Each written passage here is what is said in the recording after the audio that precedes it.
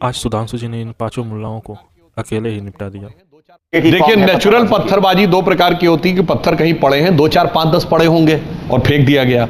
याद करिए, दिल्ली की घटना हुई तो बाकायदा एक टेम्पो ट्रॉलर रखा हुआ था जिसमें पत्थर भरे हुए थे।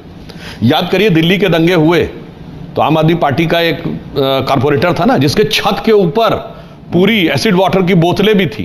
संभल में जब पुलिस ने ड्रोन से किया तो छतों पे अगर पत्थर रखे हुए हैं, ईंट पत्थर, इसका मतलब साहब वो नेचुरल रिएक्शन नहीं है, वो तैयारी के साथ किया जा रहा कार्य है।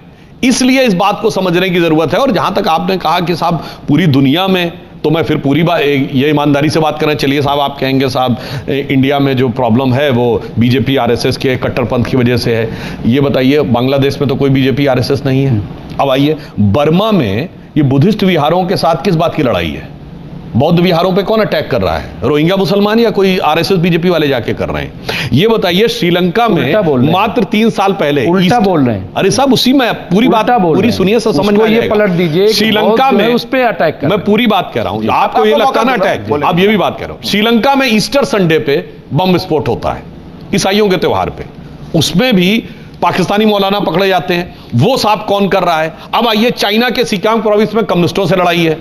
अब आइए साहब, चेचेनिया में रूसियों से लड़ाई है। आर्मेनिया, उसमें बोस्निया हर्जेगोविना में सर्बों से लड़ाई है। इथोपिया में अफ्रीकियों से लड़ाई है।